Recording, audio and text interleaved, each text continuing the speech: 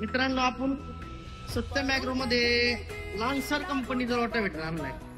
त्या लान्सर कंपनीच्या रोटावेटरची खासियत अशी आहे की याचे जे ब्लेड आहेत हे बघा असे या सिस्टमने लागणार आहे. आधी हे ब्लेड जमिनीत घुसणार आहे, मग हे घुसणार आहे, मग हे घुसणार आहे, मग हे असे क्रमनुसार ब्लेड आहेत. एका टायमाला 1.5 ब्लेडच जमिनीत घुसणार आहे.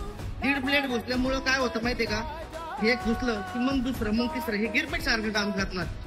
आणि बाकी कंपन्यांचं काय होतं, 4 ब्लेड सोबत घुसतं. 4 ब्लेड सोबत घुसल्यामुळे रोटर आपलं चम करत चालतो.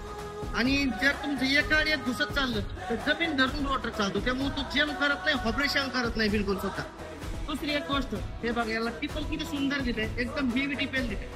दुसरी गोष्ट, याचे जे पाईप दिले एकदम हेवी दिले. सगळ्यात महत्वाची एक गोष्ट अशी की याला जे ब्लेड लागलेत मित्रांनो, ते टायो कंपनीचे ब्लेड लागलेत, एकदम ओरिजिनल. कमीत कमी बाकी कंपन्यांपेक्षा हे ब्लेड तुम्हाला 3 वर्ष लाईफ जास्त देते. दुसरी गोष्ट अशी, याला जी प्लेट लागली एकदम मजबूत प्लेट लागली, पुढचं पाईप एकदम हेवी आहे. सगळ्या कंपनीने एक नवीन सिस्टम अशी आणली, यांनी लान्सर कंपनी नवीन एक सिस्टम आणली याच्यात की याच्यामध्ये ऑइल दिले. बाकी सगळ्या कंपन्यांनी काय करतात, बिरिंग देतात. ते बिरिंगचं असं होतं की या बिरिंगला ग्रीस लावतात आणि याला पण बिरिंग आहे, पण त्या बिरिंगला सपोर्ट ऑइल दिले. ऑइलचा बेनिफिट असा होतो की ऑइल कंपल्सरी असल्यामुळे याच्यात धूळ जात नाही. मित्रांनो, तुम्हाला माहितीये रोटावेटर चालू असताना ड्रायव्हर पूर्णपणे फुफट्याने भरत असतो. त्यासाठी याच्यात जर बिरिंगला तुमचं पूर्ण माती जाऊन ती पॅक होते, तसं याला ऑइल दिल्यामुळं पॅक व्हायचा काही संबंध नाही.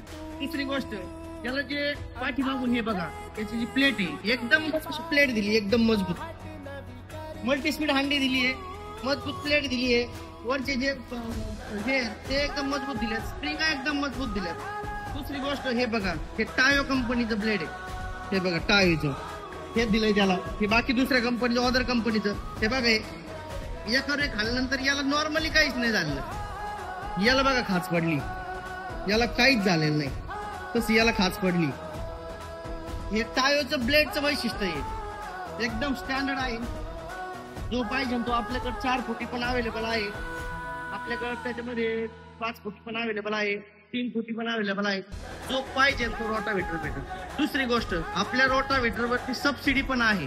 तुमचं कृषी खात्यात नाव जर आलं असेल तर मला संपर्क करा, मी तुम्हाला याचं कोटेशन वगैरे सगळं शेअर करतो.